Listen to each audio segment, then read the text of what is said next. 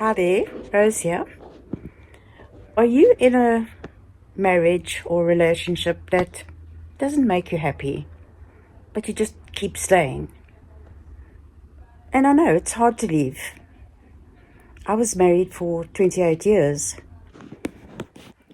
Before we go any further, if you're wondering why I'm filming this whilst lying down, I've had a back surgery and I'm really battling at the moment. I think I might have been overdoing it a bit and I'm forced to rest for a while, but it's not going to stop me from making a video for my YouTube subscribers. So that's the reason for that. And ending my marriage was definitely the hardest thing I've ever had to do. And I can remember times during those 28 years, and please, I'd love you to tell me if you felt the same as I did, or maybe still do, that there was always hope that it might get better. And I used all different types of hope. I prayed about it. I changed the way I behaved, in many ways hoping that he would like me more or approve of me more if I behaved that way. I ignored his failings. And I think deep down, I loved him for a long, long time into those 28 years as well. So there was always that hope that my love for him would be enough to get us through, and it wasn't.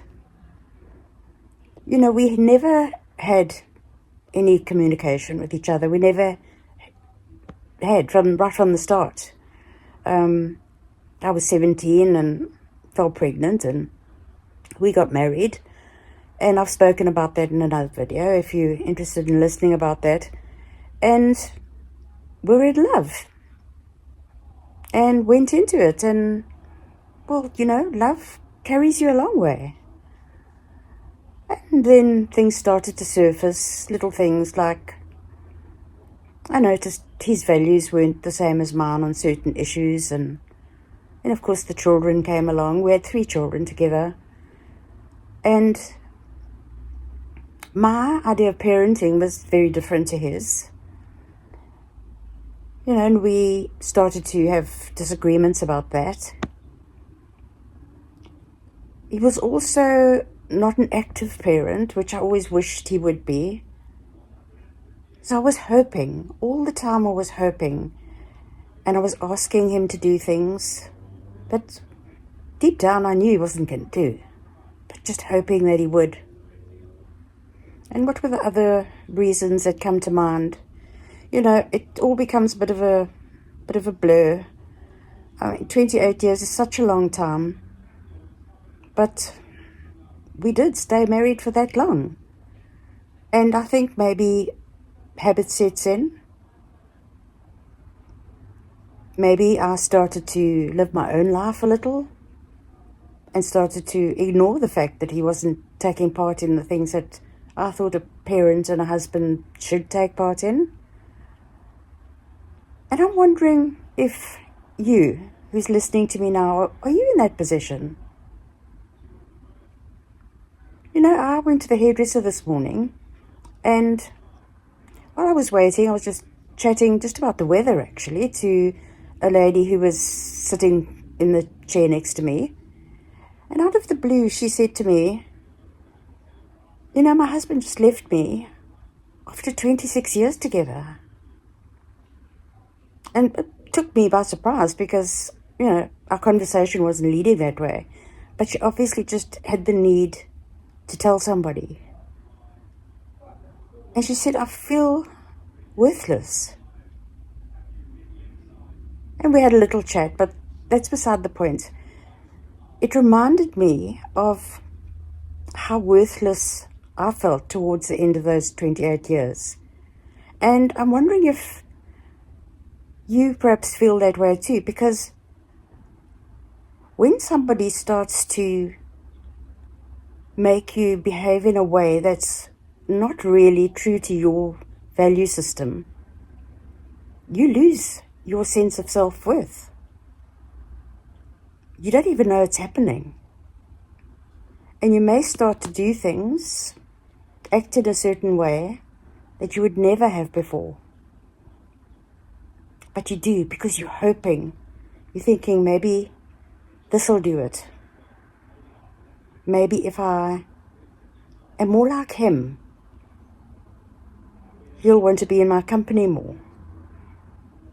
We'll talk more if I talk more about the things that he likes to talk about.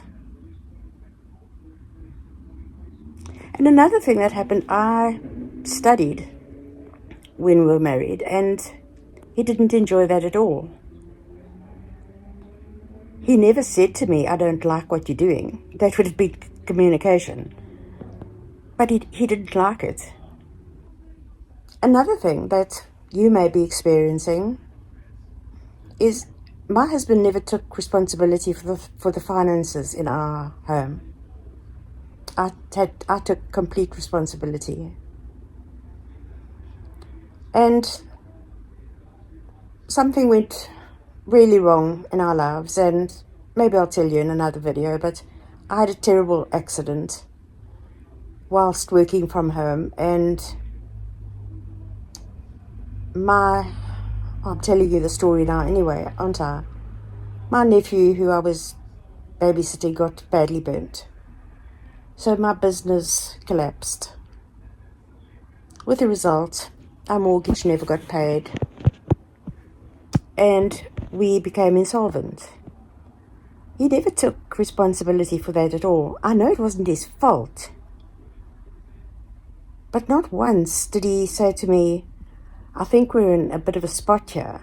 How are we going to get out of it? Oh my goodness, there's so many stories, and I don't want to be digging up the past just to share my stories. But I'm sharing them because if you are in any of these positions that I'm talking about, experiencing any of these scenarios, it's not going to change.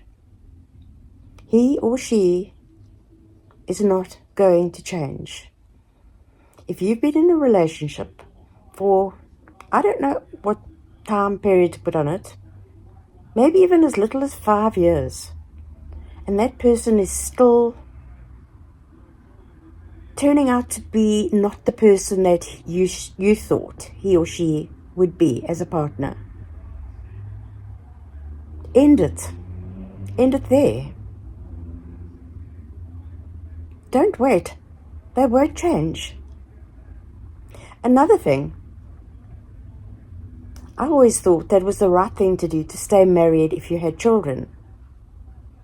Well, you know what? I was wrong. Divorce affects your children whether they are 5 or 25. All of a sudden their loyalties are torn. They've got this divorce to deal with, the separation of these two people that they love. They may be old enough to see the flaws in one of their parents, but they still love both of you. So that doesn't matter. It makes absolutely no difference. In fact, with hindsight, I think it would be better to end the relationship earlier in the children's lives and have a more peaceful home. So, are we saying then it's right to stay in a marriage